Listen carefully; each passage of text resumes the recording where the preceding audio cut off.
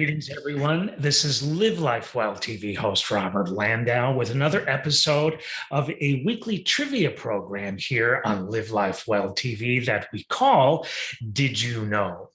For this next number of episodes and some previous episodes of this show, we've been directing our trivia focus on Hollywood movie blockbusters. And we've got a big one for you today. Something that I saw back in college in a film class, and since then have never, ever forgotten it. For me, it's a film that leaves an indelible impression on the viewer.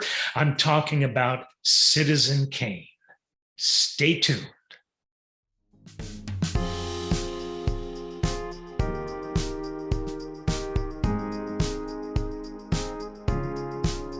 So, before we dive into fascinating Citizen Kane trivia, we would like to acknowledge two websites, mentalfloss.com and AFI.com. So, let's begin. Citizen Kane has remained one of the clearest expressions of creative freedom and artistic innovation ever to be put on film. That's a pretty bold thing to start off with, but you know what? If you do the research, every film historian has said that, and many, many of the movie-loving public feels the same way.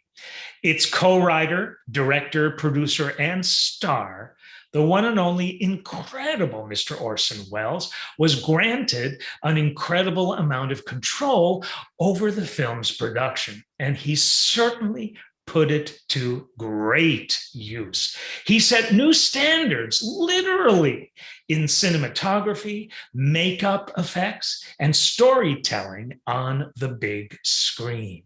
Citizen Kane, as I just said before, is acclaimed by many critics as the greatest movie, get this, ever made. As a landmark work in the history of cinema, it ranks among the few films ever produced for which a remake, in the opinion of most critics, is absolutely unthinkable. You don't want to hitch a ride onto that masterwork. By the time Welles came to Hollywood, he was regarded as one of the great young geniuses of his time, and for very good and justified reason. His work in the theater earned him the cover of Time magazine by the time he was 23 years of age, and the 1938 radio broadcast, unforgettable, unbelievable, The War of the Worlds, arguably, this is very true, the first mockumentary ever made, caused such emotional panic and hysteria that he was forced to apologize for it. It was no surprise then when Hollywood began seeking his talents, but what was surprising was just how much freedom he was given. Now, I think Welles was considered a genius even at that point in his amazing career because of things like the radio broadcast of the War of the Worlds. If you don't know what that is, wow, do some research on that. It was amazing. I've heard the whole thing many times, and basically it sounds, this is the mockumentary part, as if it is really happening, because Welles, from a radio studio somewhere, breaks into a live radio broadcast in those days where radio was so popular, and acts as a news reporter saying that we are currently being invaded by aliens, and he just happens to be at the scene where that is happening. And it sounds so real that it did send a lot of America into a panic because they thought it was true. Not the best joke to play on innocent people, but number one, it shows you how powerful the media is and how much of an influence it has on our lives without us even thinking. But the genius part is that Wells well understood the incredible power of the media and what an amazing programming tool it really is. When a guy by the name of George Schaefer, then the head of RKO Pictures, was hoping to generate a creative shakeup at his studio, he signed a deal with Wells that granted the Wunderkind direct access to Schaefer himself, and among other things, gave Wells final cut on his films. Unbelievable at that point in time. Because Wells was a first-time film director, he never did it before. The move generated immense controversy in Hollywood, particularly when Schaefer cut the salaries of RKO employees while still granting Wells creative freedom over his work. Though he was not yet famous for the excesses that would make him notorious later in his life, Orson nonetheless had some peculiar eating and drinking habits during the production of Citizen Kane. Did you know that he had a habit of consuming more than, get this, 30 cups of coffee each day? 30 cups of coffee every day, which led him, of course, to succumb to caffeine poisoning. So he decided to switch to tea during the shoot, believing that the time it took to make each cup would actually slow him down. But having an assistant make it for him meant that he drank so much that his skin changed color because of the tea that he was now drinking. In addition, Wells would sometimes simply not eat for long stretches and then sit down to a meal that included 3 large steaks with all the trimmings. Did you know that Wells' commitment to his performance as the character Charles Foster Kane meant that he poured tremendous energy into his role? That's just the guy he was, but that's why that role, that movie, that character was so very believable. But he would get so involved in the character that he was playing that he would sometimes risk his health in doing so, besides all that coffee and tea. During the scene in the movie in which Kane rampages through Susan's room, smashing furniture in the process and ripping things off the walls, Orson badly cut his left hand. Then, during the scene in which Kane confronts boss Jim Getz, played by Ray Collins, and it's actually Jim Geddes, and this happens on a staircase in the movie, Wells actually fell and injured his ankle so badly that he was actually forced to reschedule certain scenes and direct the film from a wheelchair for the next number of days. Did you know that though he'd been granted incredible freedom to make the film, Wells still had to answer to studio executives who wanted the film to turn a major profit and was apparently worried that they wouldn't approve of the often innovative nature of his production. For the News of the World newsreel sequence in the film, Wells even went so far as to claim the footage shot was just tests, so the RKO office wouldn't worry about the cost involved in that scene. Did you know that when RKO executives actually did visit the film's production, Wells used his natural flair of showmanship to distract them? So needless to say, on the positive side of things, not a negative comment, he was a good schmoozer, but for all the right reasons.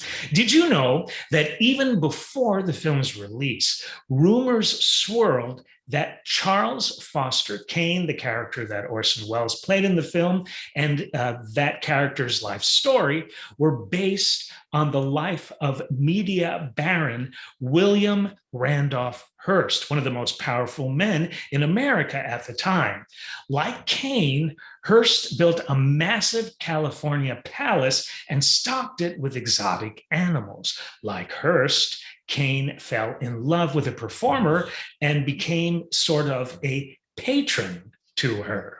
Hearst was so angered by this film, and in order to keep it from being released, he accused Orson Welles of being a communist, an accusation that at the time, as you might have known, had the potential to destroy Hollywood reputations and garner intense government investigations. The politics of making pictures. Did you know that 3/4 of a century after the film's release in 1941, Orson Welles' towering achievement, Citizen Kane, is still to this day, and probably will always be, a true triumph of style, an endlessly fascinating mystery, a masterpiece to be marveled at for all time. It continually places atop the list of the greatest films of all time, including AFI's 100 Years. Oh, yeah. Well-deserved accolades for this incredible film. Did you know that Welles said in an undated statement on Citizen Kane these words, and I quote, "I wish to make a motion picture which was not a narrative of action so much as an examination of character. There have been many motion pictures," he goes on to say, "and novels rigorously obeying the formula of the success story. I wish to do something quite different. I wish to make a picture which might be called a failure story." He was so wise. Did you know that the initial working draft screenplay of Citizen Kane, dated April 16th, 1940, was titled American? That's it, just American. Did you know that Orson Welles was just 25 years of age when he directed, co-wrote, starred in, and produced the film, his very first feature, as we alluded to before? Did you know that Citizen Kane was the feature film debut of Ray Collins, Joseph Cotten, the wonderful, talented Agnes Moorehead, and Everett Sloan, all of whom had worked with Welles on his theater productions or radio broadcasts as members of his Mercury Theater group? It was also the screen debut of Welles himself. Did you know that Citizen Kane was nominated for 9 Academy Awards, but unfortunately won only one: Best Screenplay? 2 more before we close this Did You Know trivia look at the amazing Citizen Kane. Did you know that in 1975, 34 years after the release of Citizen Kane, Welles was honored with the 3rd AFI, American Film Institute Life Achievement Award, the 3rd one. He was the first actor-director to receive the award. And finally, we have this.